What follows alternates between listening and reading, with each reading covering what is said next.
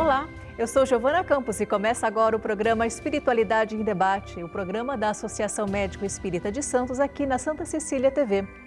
O nosso tema de hoje é a influência espiritual sofrida por crianças e adolescentes. E, para falar sobre esse tema, eu estou com o palestrante e escritor Adeilson Salles. Adeilson, muito obrigada por estar aqui no Espiritualidade em Debate. Você veio diretamente de Pernambuco para cá? Olá, Giovana. Olá, telespectadores, telespectadoras. É uma alegria voltar a essa casa, te encontrar novamente depois de algum tempo, para tratar de assunto tão importante, tão palpitante nos dias atuais. Eu estou atualmente radicado em Paulista, um paulista residindo em Paulista, Pernambuco, ali do lado de Olinda. E é uma alegria voltar a essa casa. Com certeza. Bom, eu acredito que o Adeilson morava muito tempo aqui no Guarujá, nossa cidade vizinha. Sim. E também ele é muito conhecido por ser escritor, tem mais de 80 livros, correto? Isso, são 87 livros publicados. 87 livros publicados e também é palestrante, não só na área de espiritismo, espiritualidade, mas também de educação. E eu acho que você pegou um nicho bem legal, agora trabalhando sobre essa questão das crianças e adolescentes. Primeiramente, o que te levou a ter esse olhar mais abrangente para as crianças e adolescentes? Veja, eu já havia publicado alguns livros para o público adulto, quando em 2007 lancei 3 livros pela Federação Espírita Brasileira. E o lançamento desses 3 livros mudaram a minha vida totalmente. Um deles eu escrevi em homenagem à minha neta, Belinha, ela gata Bernadette. Na época ela era uma criança e agora já virou Belinha Tim, porque já está com 17 anos, já fez o Enem e o tempo passou. Eu não imaginava que eu teria tantas alegrias na área da literatura infantil, mas até então eu também não vislumbrava que um dia escreveria para adolescentes e para o público juvenil. Mas a Belinha, que era uma criança, se tornou adolescente. E quando eu procurei a literatura voltada para esse público, uma literatura que fomentasse valores ético-morais e espiritualidade, eu não encontrei. Então existe um vácuo aí nessa literatura, e foi quando eu comecei a me dedicar a estudar a literatura laica. Eu tive um sonho altamente inspirador que me pedia para que eu estudasse a literatura. E eu me recordei de Chico Xavier, que dizia que do nada não sai nada, Então eu comecei a estudar e a minha cabeça, eu sofro de um problema grave nessa encarnação, que é a hemorragia literária. Eu escrevo compulsivamente sem parar, então eu escrevo 3, 4 livros ao mesmo tempo. Isso é bom para nós também, que somos leitores compulsivos, Mas, veja, Então, os livros começaram a ser lançados e começaram a agradar, porque eu sempre tive esse desejo de fazer analogias dos tempos de hoje com a mensagem do Evangelho, porque a mensagem do Evangelho, como ela está posta, é claro que ela é maravilhosa, mas ela é uma mina de ouro que precisa ser explorada. E evidentemente que a mensagem do Evangelho tem que ser contextualizada para a criança e para o jovem de hoje. Certo. Aquela criança e o jovem que está com o iPad na mão, com o celular na mão, a tecnologia é muito grande, e a maneira de sensibilizar essa criança é através de uma literatura que toque o coração dela. Então eu comecei a escrever para jovens, fiz a minha primeira fala na FEBEM, para menores infratores, quando eu também não imaginava que um dia eu fosse ser convidado para falar em escolas, fora do meio espírita, porque o trabalho ultrapassou as fronteiras desse meio religioso, E as coisas foram acontecendo, e acontecem, então eu não tenho agenda, Eu viajo o ano inteiro, pelo Brasil inteiro, já estou sendo convidado a sair do Brasil também, para falar justamente sobre esses assuntos que são muito importantes e que às vezes no relacionamento pais e filhos os pais não estão se dando conta sobre a necessidade de cuidar também desse lado. E tudo a gente vê também que existe um grande avanço, O que era comum em uma geração, para a próxima geração não existe mais, como é o caso da tecnologia que você bem comentou, Quando nós éramos crianças, isso nem se cogitava, era realmente algo do desenho como Jetsons, por exemplo, Era algo que a gente não imaginava. Você acredita que, de alguma forma, a tecnologia também pode influenciar, mesmo espiritualmente, as crianças e adolescentes? Influencia totalmente. De que forma? Totalmente, porque a criança prende a atenção e o adolescente, eles vão em busca dos interesses que lhes são próprios. Então, se não existem referências positivas dentro de casa, tanto quanto ao comportamento demasiado na vida virtual, os pais às vezes se encontram ausentes, evidentemente que a criança sofre uma influência sim, e nós sabemos que o que atrai os espíritos é o nosso pensamento. Então, de acordo com aquilo que a criança começa a cultivar e que o adolescente cultiva, existe um acesso do plano espiritual no psiquismo, tanto da criança quanto do jovem. Só para te citar um caso prático, né, o assunto ele é muito palpitante, e nós poderíamos falar horas sobre esse tema. Eu estive fazendo uma palestra em Teresina, e uma mãe veio conversar comigo que estava muito preocupada, porque pegou o filho de 9 anos de idade assistindo um filme pornográfico. E ela, demonstrando uma certa apreensão, se referia ao fato do filme ser um filme de pessoas homoafetivas, de 2 homens mantendo relações sexuais. E o filho teve acesso àquilo, o pai era totalmente homofóbico, segundo a narrativa dela. Então aproximaram-se da mesa nesse instante, o pai e o filho, e quando o garoto abre a boca para falar comigo, para que eu autografasse o livro para ele, eu identifiquei na oralidade, na gestualidade, ele era um garoto totalmente feminino. Não é? E a gente começa a perceber, evidentemente, que estes canais tecnológicos, nós não temos nada contra isso, o grande problema é a falta de dimensionamento, né, para as horas que se permanece diante da vida virtual, porque nós não podemos abandonar as brincadeiras infantis, a literatura, o esporte, a escola, tudo é possível e factível de se viver, mas tudo deve ser administrado com muito cuidado e muito carinho. Então, é nessa falta de educação, nessa excessiva permissividade em se lidar com a vida virtual que ocorre um desarranjo emocional na criança, o que faculta para espíritos inteligentes que estão fora do corpo, porque veja, nós não estamos educando corpos, nós estamos educando espíritos imortais. Então, para quem tem 2 filhos em casa e acredita no viés da reencarnação, sabe muito bem aquilo que eu vou dizer. Tem filho que você coloca no alto da montanha, empurra, nem assim ele rola. E tem filho que você coloca no alto da montanha, quando você vira para olhar, você já identifica uma outra maturidade, uma outra percepção da vida. Então, diante dessa situação, é sim fundamental e urgente que nós possamos lançar um olhar no aspecto espiritual, porque nós não estamos educando corpos, repetindo, estamos educando espíritos imortais. E até nessa questão da educação do espírito imortal, a gente vê que, infelizmente, né, existe algo de falta de diálogo em casa, né? Como você citou, né, nesse caso dessa família, onde, né, o menino estava assistindo o filme, causou um certo espanto na família, talvez, lógico, a gente sabe que não é tudo que as crianças reportam aos pais, mas talvez ali um diálogo melhor sobre a situação, talvez fosse um caminho mais suave. Tem um bordão que eu sempre coloco nas palestras que faço, eu sempre peço aos pais presentes, para que quando eles retornarem aos lares, que eles parem de falar com os filhos. E que eles passem a conversar com os filhos. Porque com o filho a gente não deve falar, com o filho a gente tem que conversar. Se nós não conversamos, nós não sabemos quem é o interlocutor. Aquela criatura com a qual nós nos relacionamos dentro da nossa casa pode, em algumas situações, nos parecer estranha.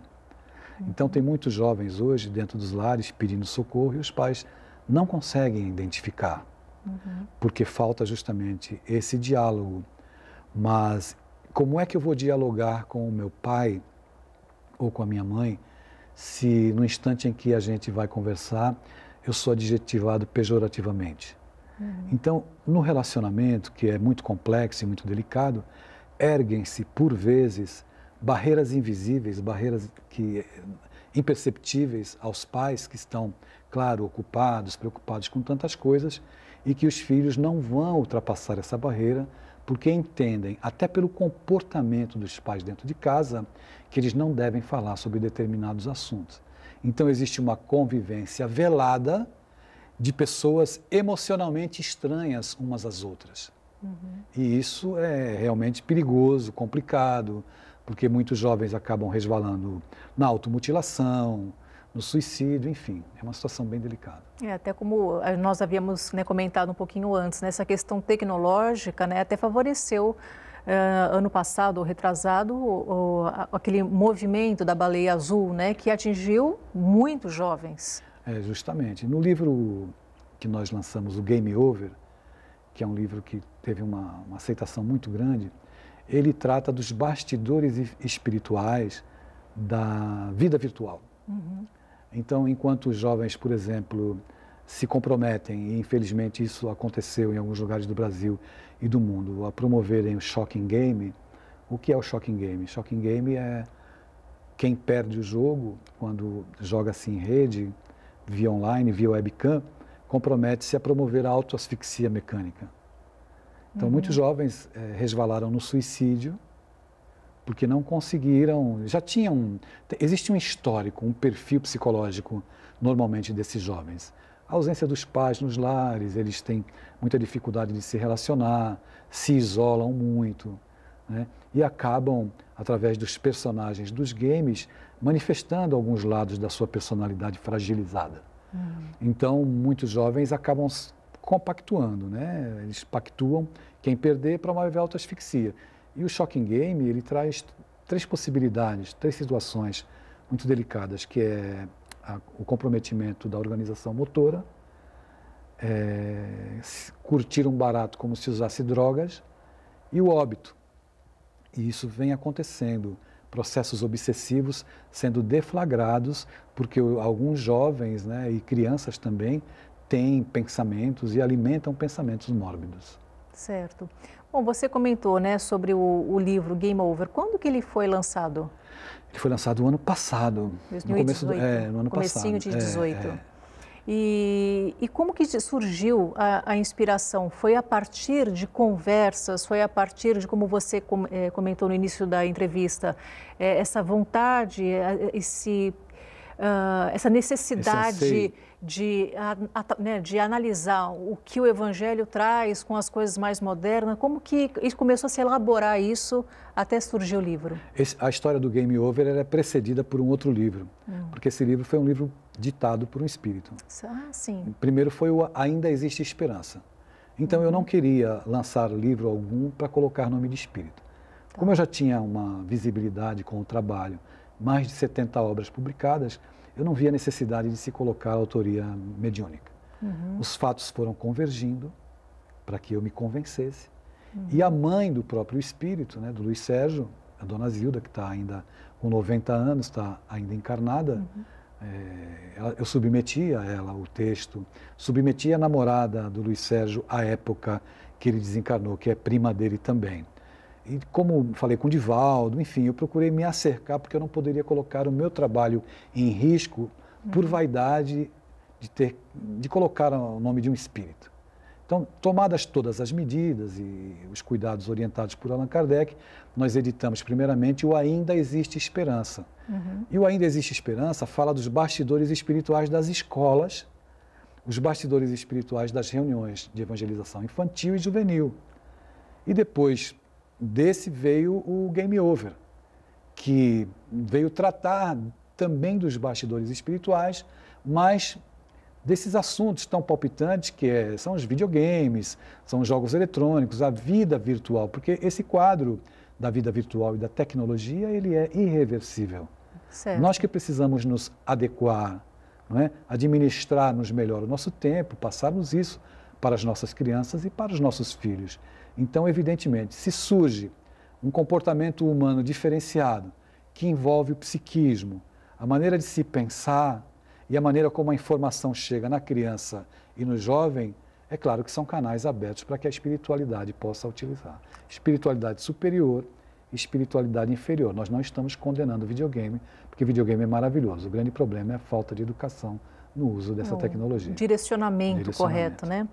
Bom, Adilson, a gente vai fazer uma breve pausa agora e nós voltaremos já já.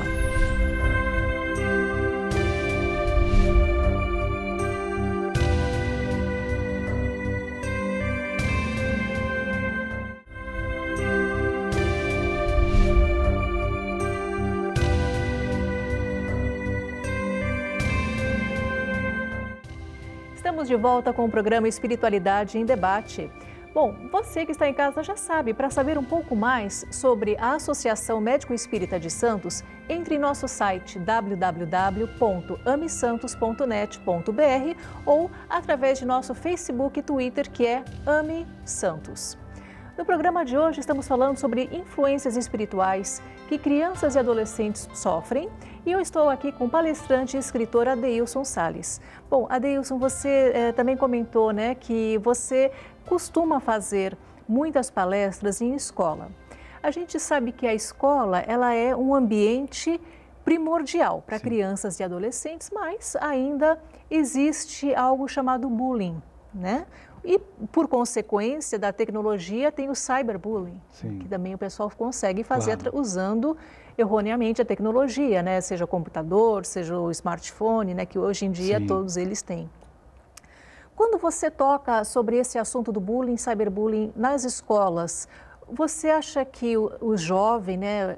O pré-adolescente, o adolescente, eles se sentem de alguma forma tocados? Bem, evidentemente que eu não vou às escolas falar sobre religião. Eu abordo... E a gente está falando exatamente a questão do bullying, né? Perfeitamente. É bom ressaltar, porque as escolas, é claro, não abrem espaço e nem devem abrir para que pensamentos religiosos adentrem o ambiente acadêmico. Embora, e aí entra o nosso trabalho, nós levemos para as escolas conceitos ético-morais. Então, o que ocorre? No que se baseia o meu trabalho? Normalmente eu sou convidado para falar sobre inclusão emocional. E aí passa por esse viés do bullying. E acontece um fato muito interessante, sabe, Giovana? Eu tive em uma escola em São Paulo recentemente fazendo palestras e as professoras precisaram intervir para retirar alunos porque eles choravam demais. Normalmente acaba sensibilizando demais quando eu trato de conflitos de relacionamentos pais e filhos. E muitas vezes as pessoas pensam que isso só acontece no ambiente escolar. O bullying ocorre dentro da própria casa. Quando o pai adjetiva ou reprime um filho, até da maneira como o filho cruza as pernas ou impede que o filho expresse as suas emoções, num choro ou numa manifestação, né, normal de quem sofre as influências do meio. Já no ambiente escolar, esse processo é muito mais delicado, porque a criança e o jovem, eles ficam expostos ali a uma comunidade com a qual eles têm que passar muitas horas. E isso mexe profundamente no emocional. Então, se existe uma fragilidade emocional em casa, a tendência, por ausência dos pais, quando eu falo ausência, não é porque os pais abandonam os filhos. Eles estão ocupados. Mas, evidentemente, que os pais deveriam se preocupar mais em ter uma qualidade de presença na vida dos filhos, porque isso estrutura emocionalmente a criatura, a criança e o jovem, para que ela tenha forças para superar justamente reveses como esse, como o bullying, por exemplo. Então, diante dessa situação, uma criança que experimenta uma fragilidade emocional em casa, na escola, ela vai estar exposta, vai estar muito fragilizada, e vai acompanhar tudo aquilo que for proposto para tentar se adequar e ser aceita pelo meio em que ela vive. E quando ela é rechaçada, quando ela sofre algum tipo de perseguição pelo bullying, ela pode resvalar na automutilação, em pensamentos suicidas. E isso tudo contribui para um número grande de suicídios, e esses assuntos são muito delicados. Então, uma frase que para um jovem ele consegue administrar com tranquilidade, embora se sinta triste, para outros jovens aquela mesma frase é uma sentença de morte. Não dá, em se tratando de aspectos emocionais das pessoas, não dá para você formatar uma informação como se todos recebessem aquela informação da mesma maneira. Por exemplo, eu não posso falar sobre raiz quadrada ou fazer uma análise sintática na aula de português, passar um conhecimento como esse conhecimento vai ser absorvido como conhecimento acadêmico. Mas as coisas que falam ao coração, as coisas da alma, elas têm peso diferente, a depender da estrutura emocional de cada criança e de cada jovem. Certo. Mas essa mesma questão, se colocada dentro de um ambiente espírita, de uma casa espírita, aí a gente já consegue ver um componente obsessivo, talvez, para prejudicar através do bullying? Nós temos que ter um olhar mais abrangente, sabe, Giovana? Nem tudo é processo obsessivo. Pode acontecer o processo obsessivo, mas dentro da casa espírita, principalmente para aqueles que abraçam a visão e a ótica reencarnacionista, nós temos que ter olhos de ver, nós temos que prestar atenção. Não dá para você afirmar ou dar diagnósticos no campo espiritual ou no comportamento emocional por observações breves. É preciso acompanhar. Por isso que na casa espírita, os educadores deveriam ter uma capacitação, digamos assim, maior, para que essa visão que eu estou lhe dizendo, olha, você não está educando um corpo, você está educando um espírito imortal.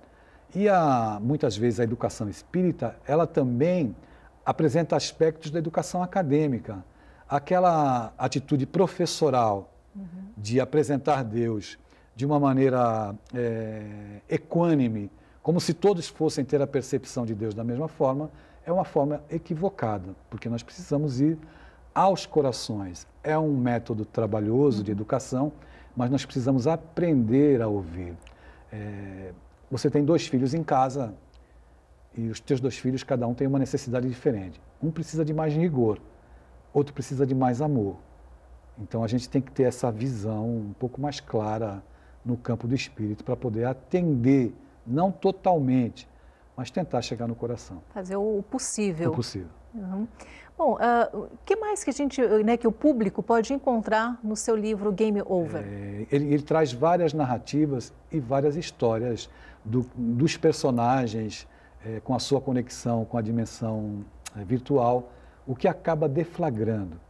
É interessante, em todos os casos, o ponto comum é que é a pessoa que, pelo tipo de sentimento e de pensamento que cultiva, ela acaba estabelecendo uma conexão.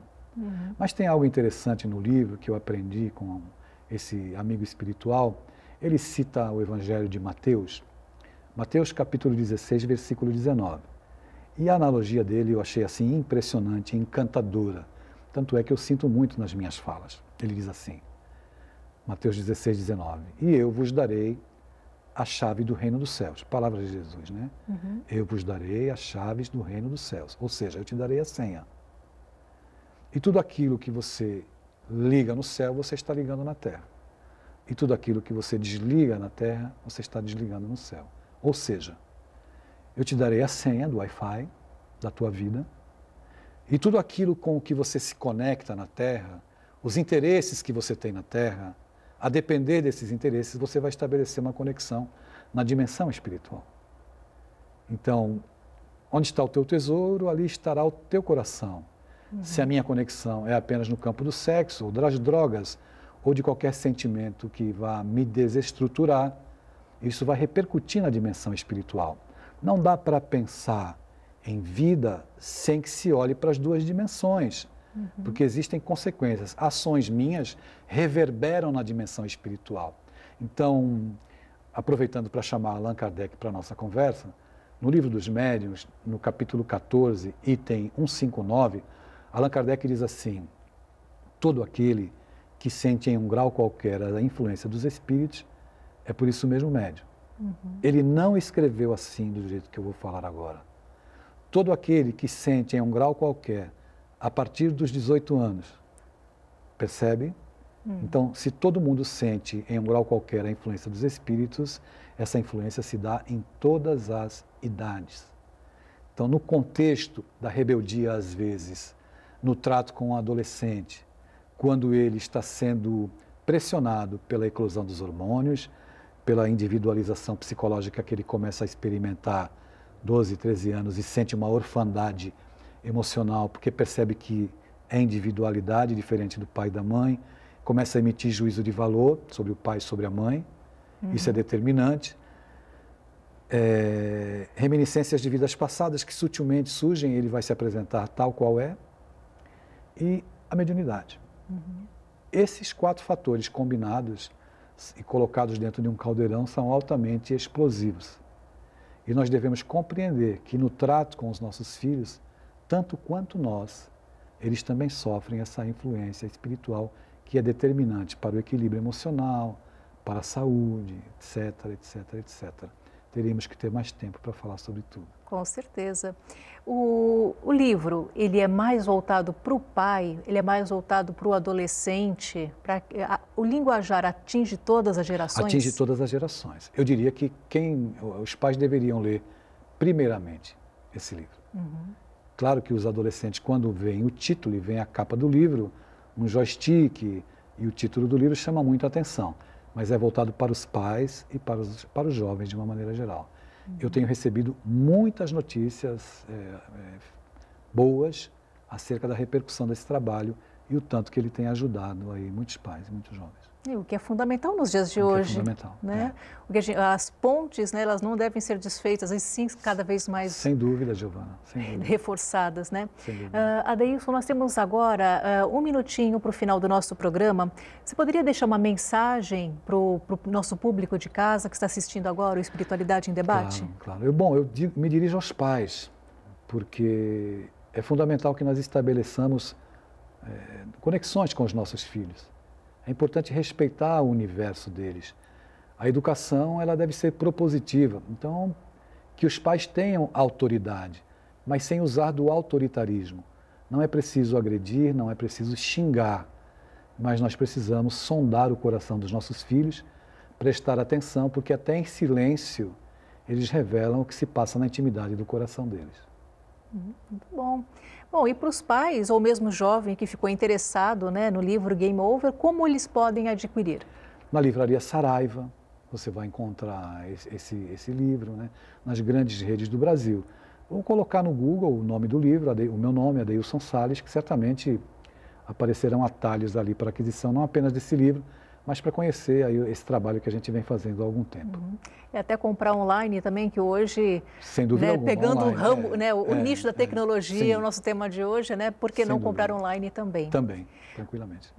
Bom, Adeilson, muito obrigada por a sua vinda aqui no Espiritualidade em Debate para falar sobre esse tema e contarei com você na sua próxima vinda também aqui à nossa cidade de Santos.